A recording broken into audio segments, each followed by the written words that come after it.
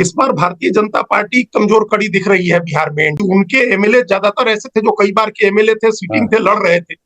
MP उनके ज्यादातर हैं जो कई बार से हैं, और उनका भी उनकी इनकम्बेंसी है, डबल इंजन की अपनी है। तो की पहली प्राथमिकता हो गई है कि हमारी जाति का उम्मीदवार किस पार्टी से आया है, और अगर वो मजबूत है तो उसको जिताओ पहले, और तब फिर उसके बाद हम पार्टी के प्रति अपना कमिटमेंट दिखाएंगे। तो ये बिहार में दिखा। ये जो प्रयोग आरजेडी ने किए, उससे बीजेपी जेडीयू को लगा कि ये तो हमारा कोर वोट टूट जाएगा। तो एक मैसेज हो गया कि भाई नीतीश कुमार को बराबरी पर ले आई भारतीय जनता पार्टी, जो जब तक विधानसभा में नीतीश बड़ा भाई होते थे, बराबरी पर ले आई भाजपा उनको। उसके बाद नीतीश कुमार एक्टिव हुए। ये खबर भी आपने देखी होगी, तो संजय झा और ललन सिंह दोनों पर बहुत नाराज हुए। तो उन्होंने सीटें सारी बदल दी। Last nail in the coffin बोलते हैं, वो था जिस दिन नीतीश कुमार बाई रोड प्रचार करने निकल गए। बारिश हो रही थी, बहुत पावरफुल वीडियो था वो। बहुत बहुत पावरफुल इमेज थी वो, बहुत ही पावरफुल ऑप्टिक्स था वो। 2015 में उप मुख्यमंत्री बने तेजस्वी यादव, और उन्होंने जिस अंदाज में काम किया नौकरियों के लिए, जो उन्होंने वादे किए थे, जब नौकरियां मिली लोगों को, चिराग पासवान कैसे भाषण करते थे। उन्होंने कहा, वो कहते थे कि हम हरा देंगे नीतीश कुमार को और जेल भेजेंगे। वो माफ नहीं करते हैं नीतीश कुमार, माफ नहीं करते हैं नीतीश कुमार, सारी चीजों को याद रखते हैं। उनको 20 सीटें ऐसी दी गई हैं क्रांत जी, जिन सीटों पर सीधे आरजेडी से उनकी लड़ाई है, और उन 20 में से 19 सीटें पिछली बार आरजेडी जीती हुई है। तो इस बार वो सारा जो स्ट्राइक रेट का पूरा जो बवंडर है, वो सब एक्सपोज हो जाएगा। महत्वपूर्ण बात है कि नीतीश कुमार को मुख्यमंत्री बनना है। हाँ, ठीक है ना, तो उसमें कोई कॉम्प्रोमाइज नहीं है, उस पद पर कोई कॉम्प्रोमाइज नहीं है, क्योंकि एक ही वैचारिकी के लोग का आरजेडी भी है, उसी विचारधारा के नीतीश कुमार भी है। इसके लिए नीतीश कुमार ने बड़ी ईमानदारी से 35 साल काम किया है। मतलब अलग होने के बाद 30 साल बीजेपी ड्राइविंग फोर्स पर नहीं आए, उसका मुख्यमंत्री नहीं बने, ये उन्होंने इंश्योर कर दिया।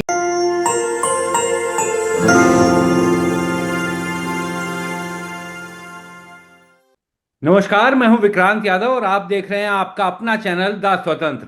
आज बिहार के मसले पर हमसे बात करने के लिए जुड़ रहे हैं वरिष्ठ पत्रकार अजीत द्विवेदी जी। तमाम टीवी चैनलों, तमाम यूट्यूब चैनलों पर आप उन्हें देखते होंगे। तो आज स्वतंत्र पर भी हमने उन्हें बात करने का अनुरोध किया।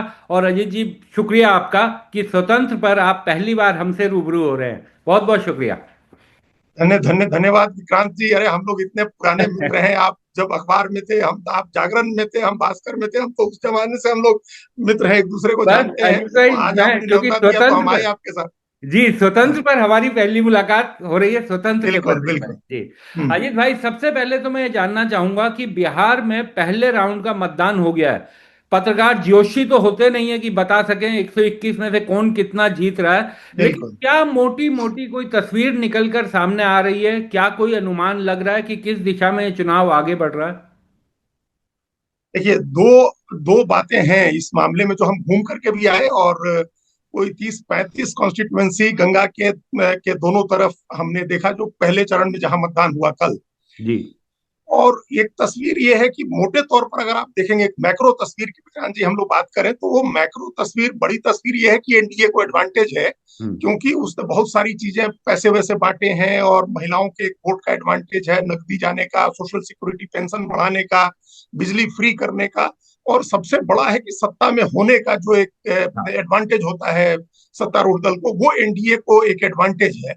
लेकिन जब आप सीट टू सीट करेंगे, जब जो कॉन्स्टिट्यूंसी वाइज आप जाकर के देखेंगे, तो लगेगा कि हर कॉन्स्टिट्यूंसी में बड़ी तगड़ी लड़ाई हो रही है, क्योंकि वो हर कॉन्स्टिट्यूंसी में तो कैंडिडेट लड़ता है ना। नैरेटिव भी का भी एक पार्ट होता है कि नैरेटिव भी एक पार्ट प्ले करता है कॉन्स्टिट्यूंसी में भी, लेकिन कैंडिडेट का नाम, उसका बैकग्राउंड और उसकी बातें, उसका सामाजिक समीकरण, ये सब चीजें भी मैटर करती हैं। तो कॉन्स्टिट्यूएंसी वाइज आप देखेंगे, कल के वोटिंग के बाद भी हम कह रहे हैं, तो लड़ाई दिखेगी आपको कि हर कॉन्स्टिट्यूएंसी में लड़ाई है। आप 10 कॉन्स्टिट्यूएंसी पूछेंगे हमसे, तो हम भी बताएंगे कि यहाँ लड़ाई है, यहाँ लड़ाई है, कांटे की टक्कर है, वो दिखाई देगा। और उसके कई फैक्टर है, मतलब जनसुराज का फैक्टर है, इंडिपेंडेंट का फैक्टर है, लोकल एंटी इनकम्बेंसी है, लोकल डिसकंटेनमेंट जिसको हम लोग बोलते हैं, एमएलए के खिलाफ, एमपी के खिलाफ, वो सब दिखाई देगा। एक ब्रॉडर नैरेटिव में एनडीए को लीड दिख रहा है, लार्जर नैरेटिव में एनडीए आगे दिख रहा है। और आप कॉन्स्टिट्यूएंसी में जाएंगे, माइक्रो एनालिसिस करेंगे, तो लगेगा कि कई कॉन्स्टिट्यूएंसी में लड़ाई है। वो लड़ाई हालांकि जाकर के अंत में सेटल हो जाती है, और जनरली आमतौर पर सत्ता पक्ष के उसमें सेटल होता है। जो वोट के आंकड़े आए हैं विक्रांत जी, उससे भी यही लग रहा है कि ब्रॉडर नैरेटिव में एनडीए आगे है।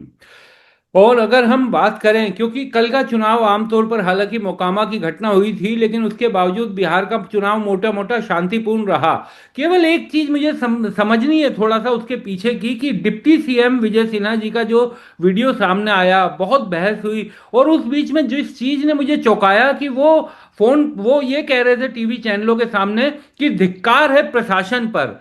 अब अजीत भाई, प्रशासन उनका, सरकार उनकी, वो धिक्कार रहे हैं प्रशासन को, तो क्या कुछ भीतरघात, कुछ गड़बड़ी, कुछ ये सब चीजें यहां पर दिखाई दे रही हैं क्या उन्हें? हाँ बिल्कुल बिल्कुल है विक्रांत जी, एकदम बिल्कुल है। आपने इस बात को उस चीज को पकड़ा जो लोग, जिसका डिस्कशन लोग नहीं कर रहे हैं। हम्म। वो मुंगेर लोकसभा के अंदर उनकी लखीसराय सीट आती है। हम्म। और मुंगेर लोकसभा से एमपी हैं राजीव रंजन सिंह और ललन सिंह, जो केंद्रीय मंत्री हैं और जनता दल यू के राष्ट्रीय अध्यक्ष रहे। उनके लोकसभा की कॉन्स्टिट्यूंसी की ये सीट है। और दोनों के बीच के संबंध जो है ना, वो बहुत तनाव वाले रहे हैं काफी लंबे समय से दोनों के बीच। आप पता नहीं, आपको ध्यान होगा, दर्शकों को ये कॉन्टेक्स्ट पता है या नहीं, कि एक समय एक दरोगा के ट्रांसफर को लेकर के इतना विवाद हुआ था। उस समय विजय सिन्हा स्पीकर होते थे विधानसभा के, और वो चाहते थे कि तबादला हो, और नहीं हो सका तबादला। और इसी मसले पर मुख्यमंत्री से उनकी बकझक हुई थी विधानसभा के अंदर। तो वो कारण उस झगड़े की जड़ में भी इन दोनों की राइवलरी है, जो ललन सिंह की और विजय सिन्हा की है। तो एक तो ये कारण है जिसकी वजह से उनको लग रहा है कि प्रशासन सहयोग नहीं कर रहा है। दूसरा तात्कालिक कारण यह है कि उसी मुंगेर लोकसभा कॉन्स्टिट्यूंसी की एक सीट है सूर्यगढ़, जहां से प्रहलाद यादव एमएलए थे राष्ट्रीय जनता दल के। और जब पिछले साल 2024 में नीतीश कुमार फिर से पाला बदल करके आए भारतीय जनता पार्टी के साथ, तो बहुमत परीक्षण के समय बड़ी तनाव की स्थिति हो गई थी, क्योंकि दोनों गठबंधनों में फर्क ज्यादा सीटों का नहीं था। उस समय कई एमएलए इधर उधर हो रहे थे, जेडीयू के भी और भारतीय जनता पार्टी के भी। तब विजय सिन्हा की पहल पर सूर्यगढ़ा के जो प्रहलाद यादव हैं, उन्होंने एनडीए को समर्थन दिया। विजय सिन्हा ही उनको लेकर के आए थे। लेकिन जब टिकट देने की बारी आई, इस बार तो अनाउंस कर दिया ललन सिंह ने कि किसी अपराधी छवि के व्यक्ति को हम मुंगेर में टिकट नहीं देंगे। और टिकट मिली भी नहीं, एनडीए से प्रहलाद यादव को टिकट नहीं मिली, जबकि वो आरजेडी के पुराने एमएलए रहे थे और उन्होंने सरकार बचाने में आकर के मदद की थी नीतीश कुमार की 2024 में, बहुमत साबित करने में, और विजय सिन्हा के कहने पर की थी। उनको टिकट नहीं मिली, तो ये एक दूसरा कारण टकराव का हो गया। तो ये इस दोनों के बीच टकराव है। और आप जान रहे हैं कि ललन सिंह की हैसियत अभी क्या है, एक तरह से डिफेक्टो वो चेहरा है जेडीयू का। और जब जब पटना के रोड शो में नीतीश कुमार नहीं थे, तो उनके बदले प्रधानमंत्री के बगल में ललन सिंह खड़े हुए रोड शो में। तो उनकी वो हैसियत है। तो एक कहीं ना कहीं ये फ्रस्ट्रेशन विजय सिन्हा का ये था कि प्रशासन सहयोग नहीं कर रहा है। और दूसरा कारण इसमें ये होता है राजनीतिक कारण, मतलब वो तो एक भीतरघात की आपने पूछा, वो हमने बता दिया। जो राजनीतिक कारण है कि हमेशा विजय सिन्हा की लड़ाई बड़ी टफ होती है उस इलाके में। और उसका कारण है ये कि वहां जो नीतीश कुमार का कोर वोट है, कोयरी कुर्मी का जो वोट है, वो वोट नीतीश कुमार से गाइड होने के बजाय एक दूसरे बाहुबली नेता है अशोक महतो, जो अभी जेल से छूटे और मुंगेर से लोकसभा का चुनाव लड़े थे, उनसे गाइड होता है। ये हलसी हलसी एक ब्लॉक है वहां के, जो कोयरी कुर्मी लॉकुस का जो वोट है, धानु का भी कुछ, वो गाइड होता है अशोक महतो के हिसाब से। और अशोक महतो अभी आरजेडी के साथ है, उनकी पत्नी वारसलीगंज से चुनाव लड़ रही है अनिता महतो, आरजेडी से पहले मुंगेर लोकसभा भी लड़ी थी। तो वहां इनको परेशानी होती है वोट की हमेशा, विजय सिन्हा को। हालांकि मोकामा की घटना से इनको बढ़ैया टाल में जहां भूमिहार का वोट है, वहां एक एडवांटेज मिल गया उस घटना का। लेकिन हलसी ब्लॉक इनके हाथ से निकल रहा था, तो लगा कि कहीं ऐसा ना हो कि हम चुनाव हार जाए। पिछले बार भी 8-9 हजार वोट से ही जीते थे। तो एक राजनीतिक कारण था, लग रहा था कि चुनाव हार सकते हैं। और दूसरा, प्रशासन से असहयोग का भी एक उनको आशंका थी ही, जो दिखी रही थी। तो इस वजह से वो थोड़े फ्रस्ट्रेटेड थे, और वो फ्रस्ट्रेशन दिख रहा था उनके, वो जो जब एसपी के लिए कह रहे तब भी, और जब आरजेडी के एमएलसी अजय सिंह से उनकी बकझक नोकझोंक हुई तब भी।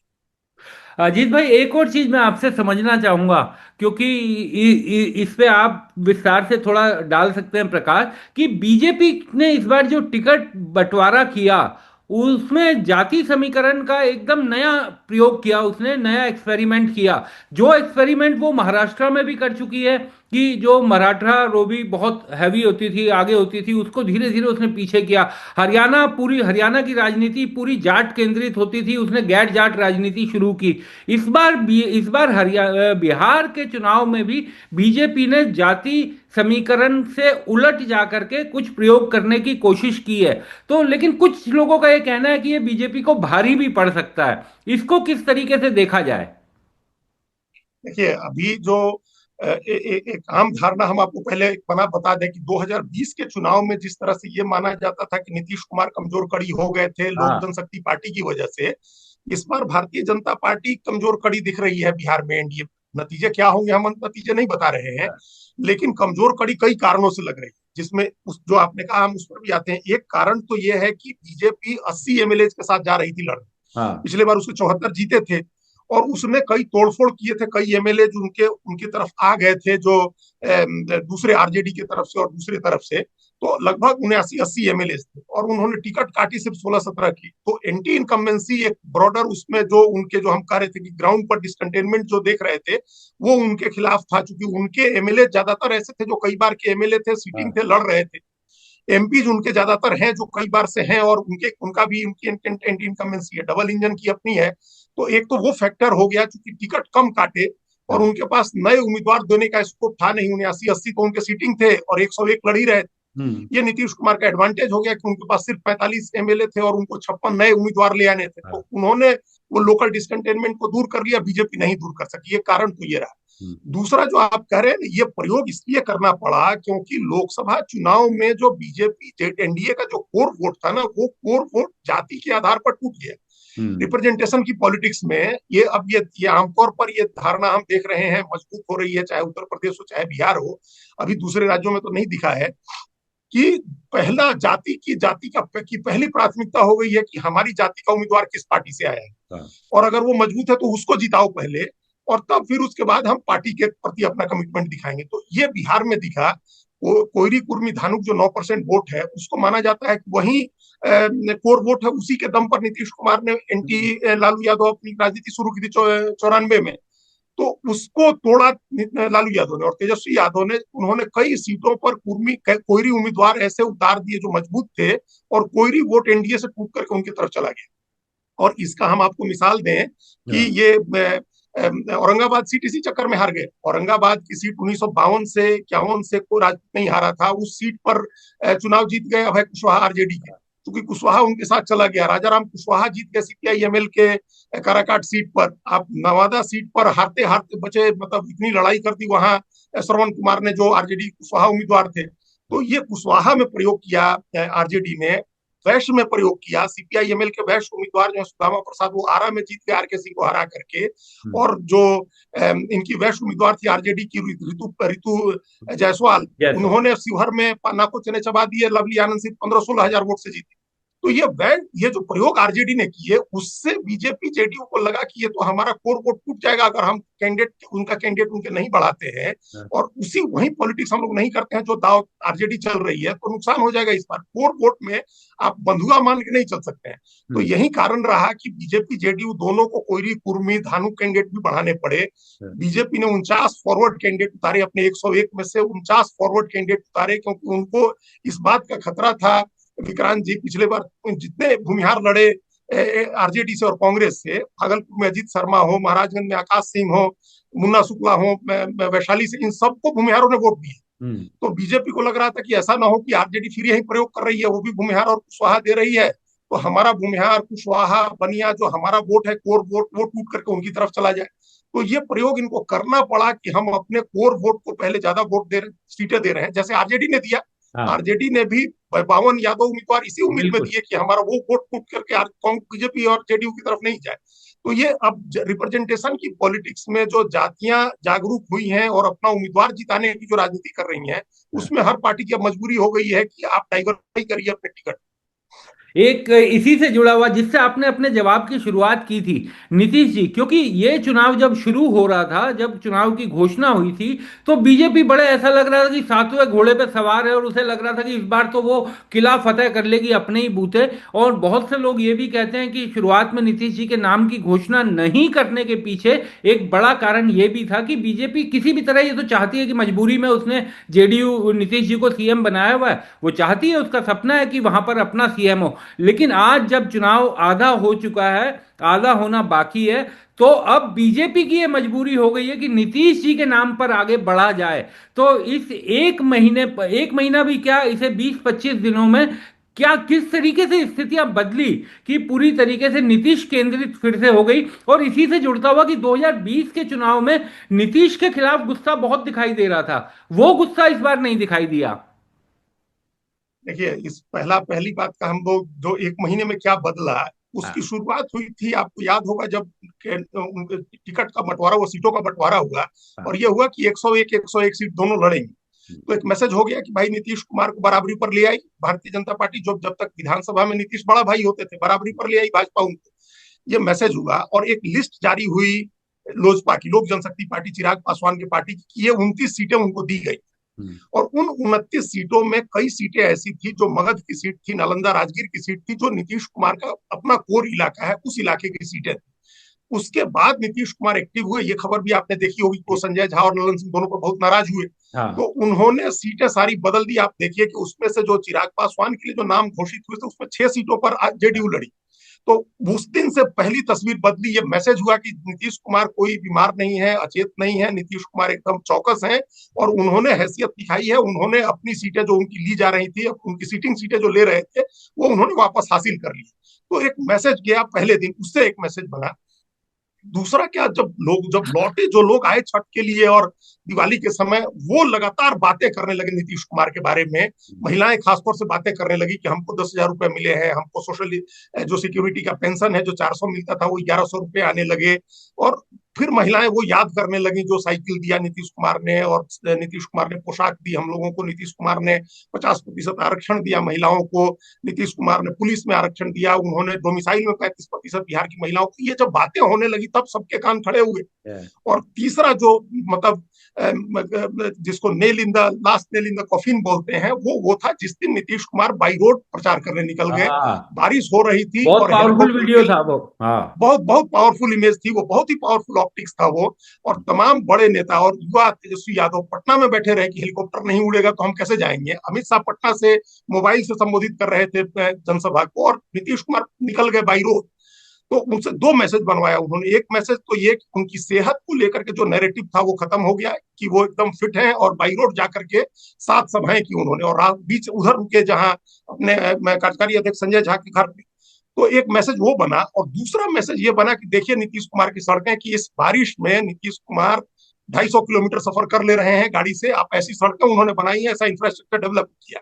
तो ये वो आखिरी ये था, मतलब वो, मतलब उसको तात्कालिक कारण था।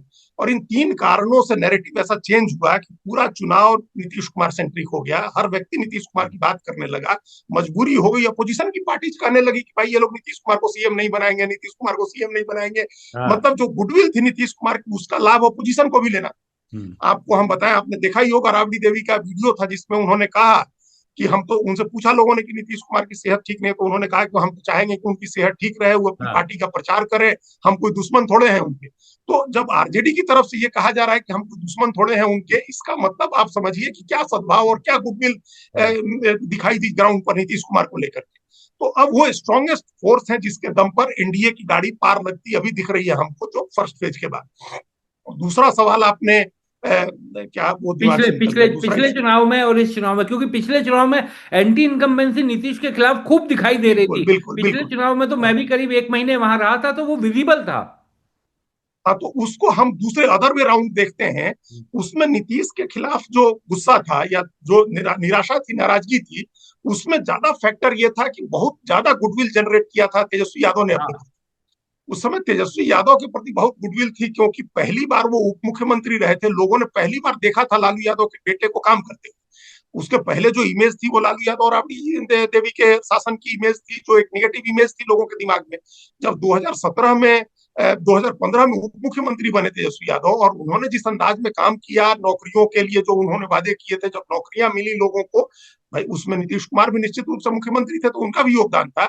लेकिन नैरेटिव ये बना कि तेजस्वी यादव आए हैं एक, उस समय तेजस्वी यादव की उम्र कितनी, हमको लगता है 25-26 साल के, 26-27 साल के होंगे उस तेजस्वी यादव, और वो मुख्यमंत्री बने, और उन्होंने जितना डिग्निफाइड तरीके से उस पद का निर्वहन किया, 34 महीने, 17 महीने वो रहे, उससे जो गुडविल जनरेट की थी वो दिख रहा था 2020 के चुनाव में। नीतीश कुमार के खिलाफ नाराजगी, निराशा, क्योंकि वो 15 साल से मुख्यमंत्री थे, उसके उसी की तुलना में लोग देखने लगे थे तेजस्वी यादव को एक एक विकल्प के तौर पर कि तेजस्वी यादव चुनाव जीत सकते हैं और उनको दिया जाए तो वो लालू यादव की राज की जो इमेज है उससे अलग पॉलिटिक्स करते हैं, सबको साथ लेकर के चलने की पॉलिटिक्स करते हैं। उसी समय उन्होंने A to Z की राजनीति की बात कही थी। उन्होंने MLC के का चुनाव जो हुआ था उसमें अलग अलग जातियों के लोगों को उन्होंने राज्यसभा भेजा था। मनोज झा मतलब MLC के लड़ाया था, मनोज झा को राज्यसभा भेज चुके थे। तो ये लग रहा था कि वो A to Z की राजनीति कर रहे हैं, हर जाति को जोड़ने की कोशिश कर रहे हैं और एक इफिशियंट प्रशासक है। तो उनके प्रति एक गुडविल थी, उसके मुकाबले डाउन दिखने लगे तेजस्वी यादव।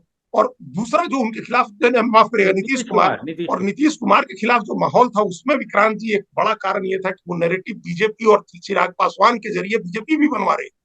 कहीं ना कहीं बीजेपी का एक तंत्र जो है वो एक्टिव था नीतीश कुमार को थोड़ा अंडरमाइन करने के लिए। तो उस समय बीजेपी की पॉलिटिक्स ये थी कि 110 सीट हम लड़ रहे हैं, हम इतनी सीटें जीत लें, और चिराग पासवान 137 सीट लड़ रहे हैं, वो इतनी सीटें जीत करके ले आए कि हम अपना मुख्यमंत्री बना दें। जो आप पहले कह रहे थे कि उनकी तो आकांक्षा है कि हम अपना सीएम बनाए।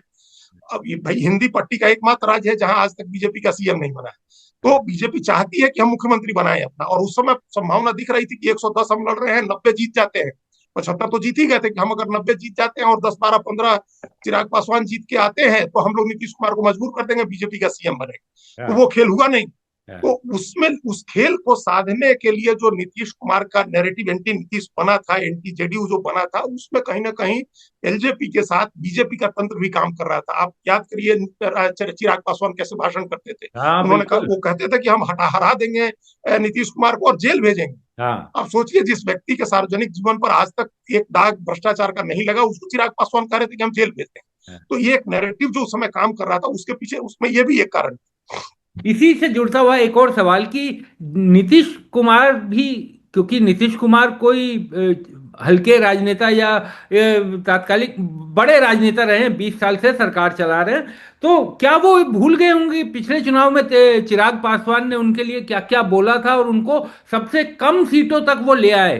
तो इस बार ये कहा जा रहा है कि जो चिराग पासवान की सीटें हैं उनका बड़ा अच्छा ट्रैक रिकॉर्ड है पिछले चुनावों का, लेकिन इस बार असली खेल चिराग पासवान के साथ भी हो सकता है उनकी 29 सीटों पर। और इसी से जुड़ता हुआ जो महागठबंधन के छोटे साथी हैं, चाहे वो हम उप मुख्यमंत्री जिनकी घोषणा की गई है उनकी बात करें, या फिर वो जो आईपी पार्टी, हाँ आईपी गुप्ता साहब, हाँ उनकी बात करें, तो इनको जोड़ने से किस तरीके का, दोनों गठबंधन में किस तरीके से इनको देखा जाएगा?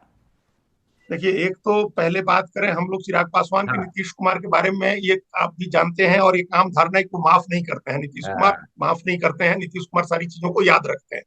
तो अब अपने उस मतलब भूलने की उनकी स्थिति है, वो बहुत सारी चीजें भूल जाते हैं। इसके बावजूद उनको याद था कि उनके साथ, और उनके वोटर्स को भी याद था कि उनके साथ क्या हुआ था 5 साल पहले। ये सीट बंटवारे में दिखा। देखिए, चिराग पासवान को 29 सीटें मिली। गणित समझिए आप, एक सीट पर उनका नामांकन रद्द हो गया उनके उम्मीदवार का, ठीक है, मसौड़ी सीट पर, मढ़ौरा सीट पर। और उसके बाद उनको 20 सीटें ऐसी दी गई हैं विक्रांत जी, जिन सीटों पर सीधे आरजेडी से उनकी लड़ाई है, और उन 20 में से 19 सीटें पिछली बार आरजेडी जीती हुई है।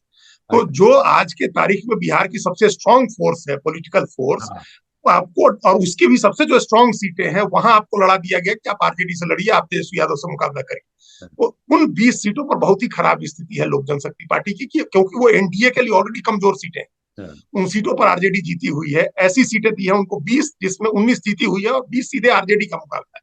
इसके बाद हम नाम नहीं बता सकते हैं कि कौन है वो 3 कैंडिडेट, लेकिन उनकी पार्टी के एक बड़े नेता ने हमको कहा कि 3 उम्मीदवार उनको बीजेपी ने दिए।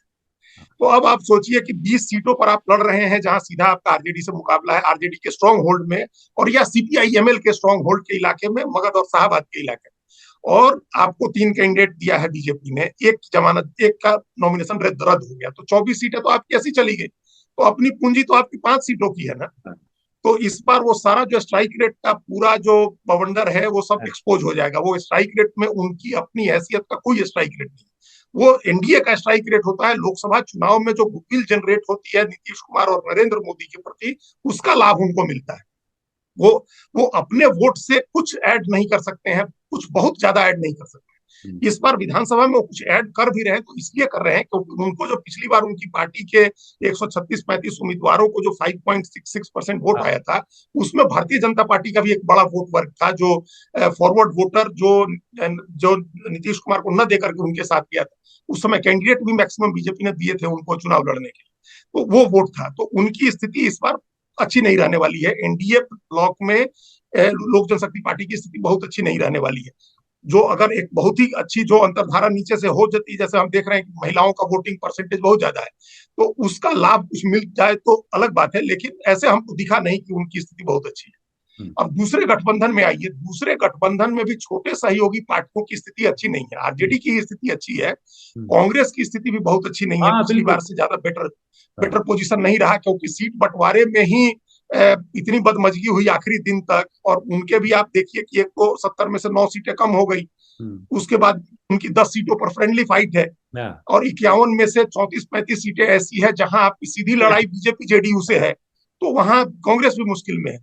जो आपने कहा इनकी वीआईपी की मुकेश सहनी के बारे में, तो मुकेश सहनी को 15 सीटें दी गई, लेकिन वो इफेक्टिवली 10 ही सीट पर लड़ रहे हैं, क्योंकि जो 15 सीटें दी गई उसमें से उनके एक सीट का नामांकन, उनके 2 सीटों पर नाम वापसी हो गई।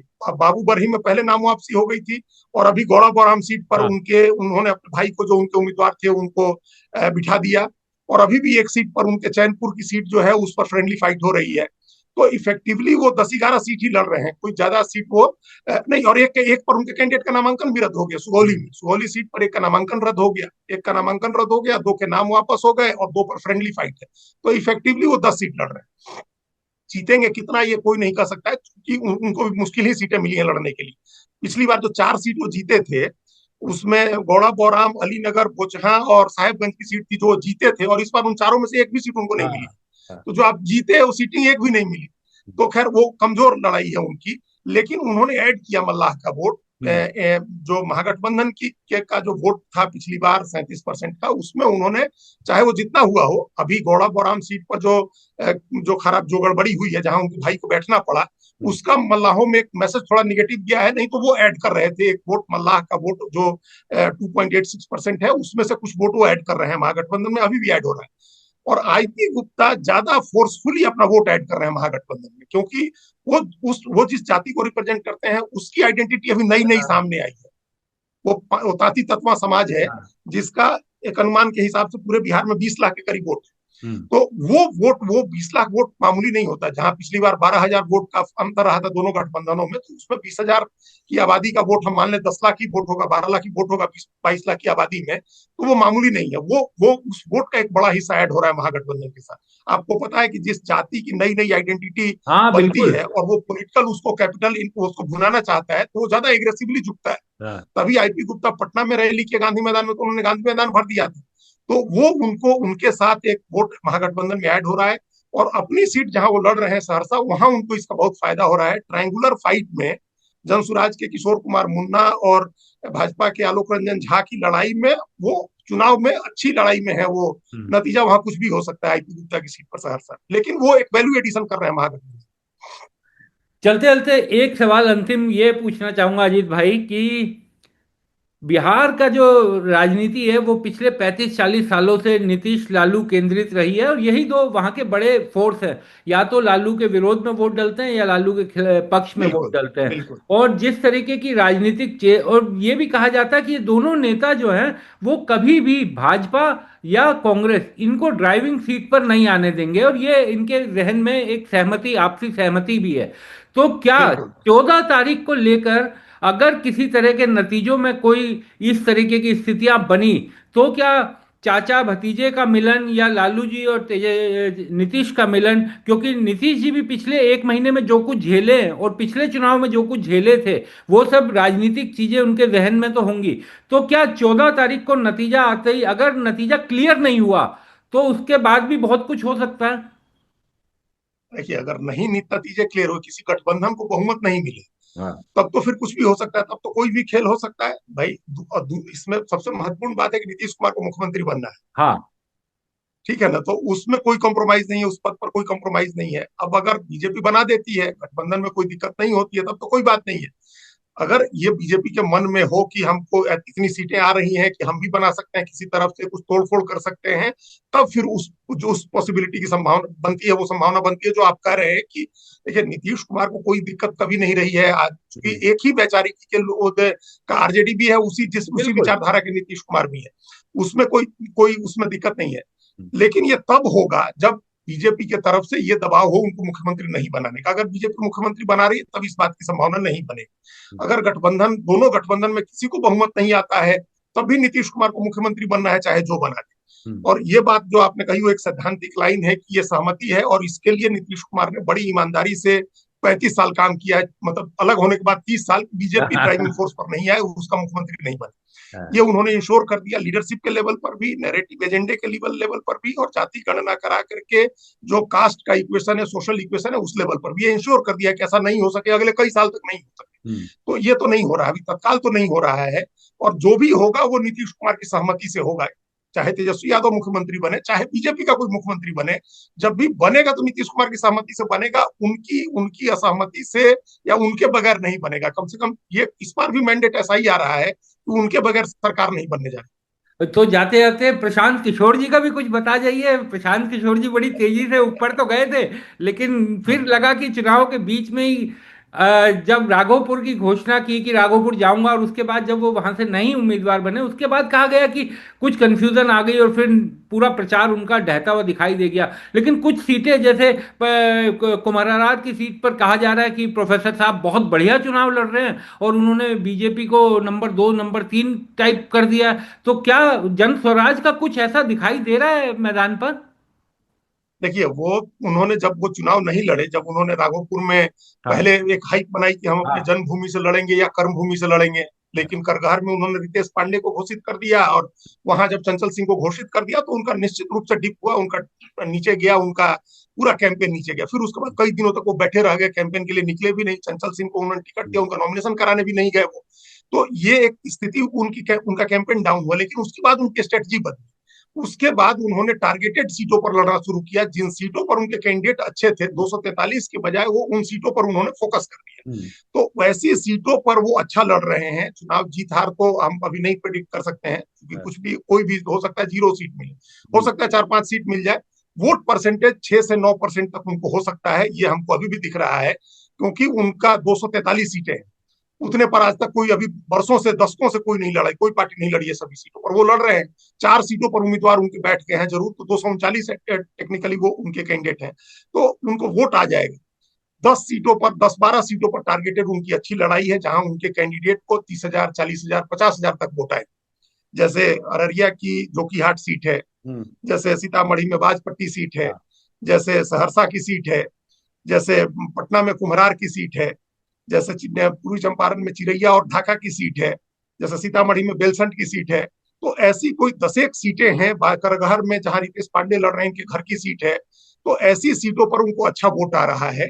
कुछ शहरी सीटों पर, क्योंकि उनका जो कोर वोटर है ना, वो शहरी मध्य वर्ग और एस्पायरेशनल वोट है, एस्पायरेशनल युवा जिनको लग रहा था कि हम बदलाव ला सकते हैं, वो वोट तो शहरी सीटों पर, शहरी मध्यवर्गीय वोट वाली सीटों पर वो बीजेपी को जरूर डैमेज कर रहे हैं। जिसमें एक सीट का आपने नाम लिया कुम्हरार का, लेकिन कुम्हरार के साथ साथ वो दीघा में भी उनकी करंट समस्या पैदा हुई है।